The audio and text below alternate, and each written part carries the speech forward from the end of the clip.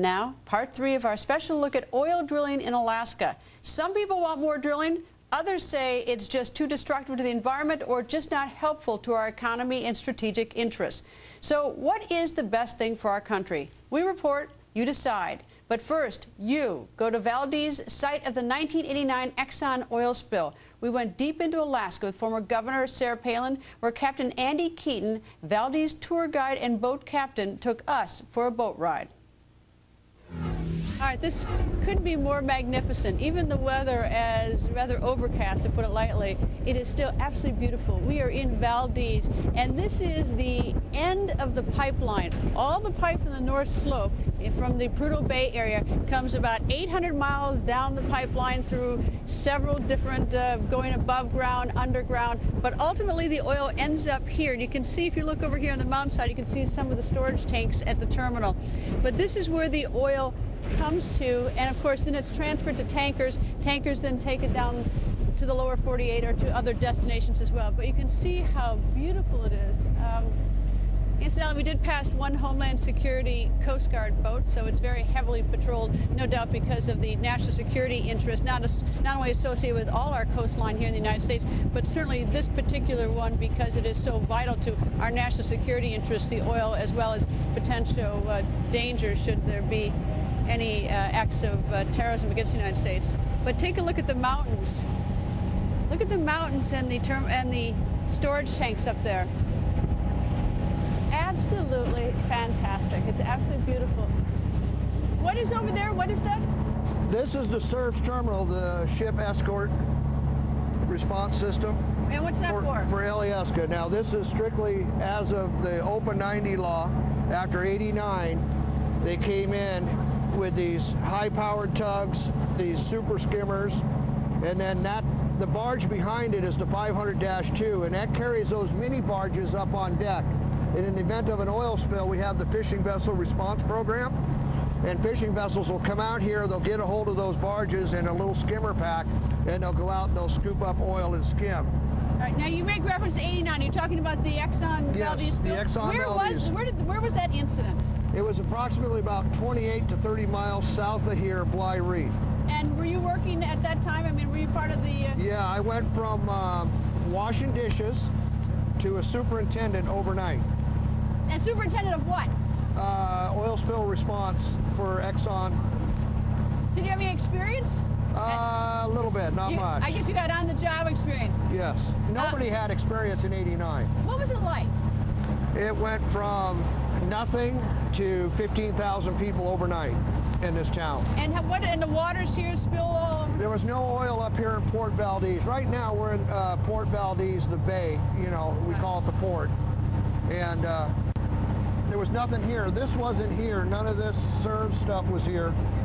That's the safety protection stuff, so it doesn't... Yes, those red tugs are super high horsepower. I think they're 20,000 horsepower. They're cyclonical drive, so they've got two egg beater type. I'm trying to explain to where you understand it, but they're vanes and they rotate. He can apply 100% of his horsepower at 360 degrees around his hull.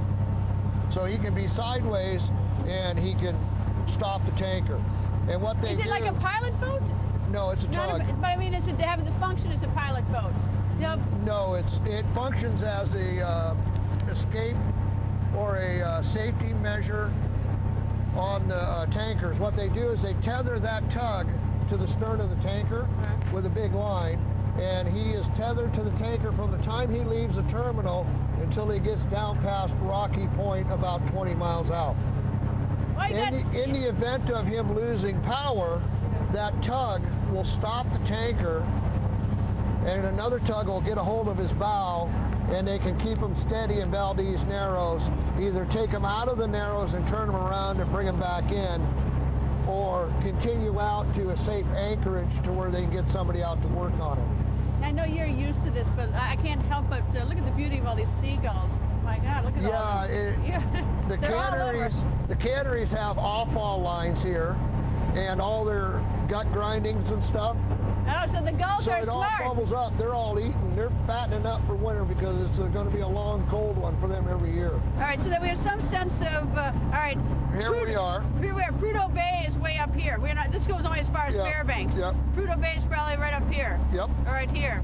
Yeah, Anwar being here, yep. Prudhoe Bay, and then Barrow. Right. Okay, and then the pipeline comes down. Do you have any idea sort of the vague path of the pipeline? Yeah, it follows the road. You know, this is the Trans-Alaska Pipeline. You can see this dotted line. It comes through, goes around Live and Good, comes down through Fox, Fairbanks, and then follows the Richardson Highway all the way down to Glen Allen, the junction there at the Glen Highway in Richardson, and then it comes down to Valdez. It crosses the highway at 63.5 mile, and from there to here, it's all underground. Where it comes down through Thompson Pass, it's concreted into the mountain. Now, so it comes down into about here, where I'm pointing, the Yep. end of the pipe, underground, Yep. and then what happens there? From there, it's pumped up into those tanks. How many tanks are there? It looks like 1, 2, 3, 2, 4, 6, 8, whatever. 10, 12, 13, 14, Lot. 15, 16, 17, 18. I think there's 25 tanks over there. Are they have any special protection? Yeah, they've got all kinds of leak preventer alarms. They've also got dikes, you know, containment. So if one of those tanks ruptured, It's still inside the... it'll stay inside this containment. So and there's enough containment to hold one of those tanks completely rupturing. All right, so where are we? And let me just put, is that a glacier Right up now there? What's way up there? Right now we're in Valdez Narrows. You're looking at Mid-Rock here. That's Middle Rock.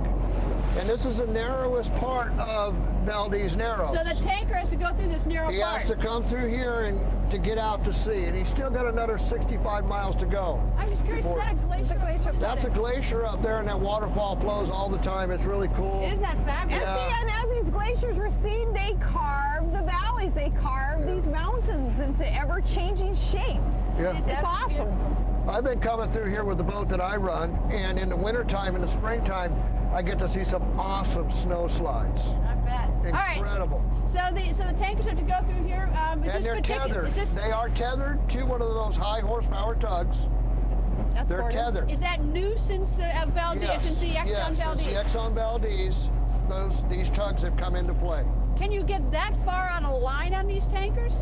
You don't have, when you get a 1,000-foot, 900-foot ship that's 200, 300 feet wide in this area, you lose power. You only have a few moments to keep her on a straight track. Oh, so it's not so much that they're going to get off the track, it's if they lose power and then they can't steer, they can't power themselves. There's not enough room to flip-flop right here. How far from us is where the Valdez had its accident? It was probably The Exxon, rather. right about 20 miles from here. Up and around. Did the spill from that, did you experience it here?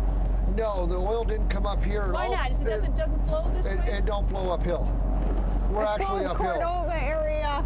It on the coast there. It flowed from Bly Reef to the southwest, so it went down through Night Island, Montague Straits, Night Island Passage, down through the village of Chiniga, right past the hatchery there at Port San Juan, also Main Bay Hatchery. Right out in front of there was oil. How many miles from where the accident was down did it have an impact on the environment? All the way out to Sandpoint, Falls Pass. How far is that? No idea. 1,500 miles. Yeah. 1,500 miles? Yes. 1,500 miles. Wow.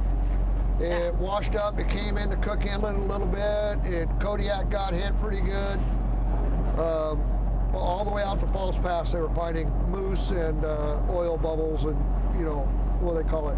Tar balls? Tar balls. Tar balls. Is there, I guess there's, if you have the two tugs, and assuming the two tugs work, and the pilots or captains of tug are paying attention, I hate to use this word, impossible to have the Valdez Exxon happen again? I would say it is next to impossible. Some of the people that they have operating these tugs are some of the best guys in Crowley's fleet. They are the cream of the crop. These guys have had tanker experience, they have had barge experience, freight ship experience. A lot of these guys have got unlimited licenses. They can sail anywhere in the world. We have the best people available to man and operate these tugs. Coming up, both sides of this explosive oil drilling battle right here. First, the vice president of Shell Alaska, and then a congressman who has been to ANWR, taken a look, and opposes drilling there. Then, on another topic, you know things are going to be weird when Rush Limbaugh and Senate Majority Leader Harry Reid are both squaring off with Speaker Pelosi. The Ground Zero mosque controversy is getting hotter than ever. Plus, Governor Sarah Palin does it again. She is out in force on Facebook, talking about a woman in politics you know very, very well. That whole story is minutes away.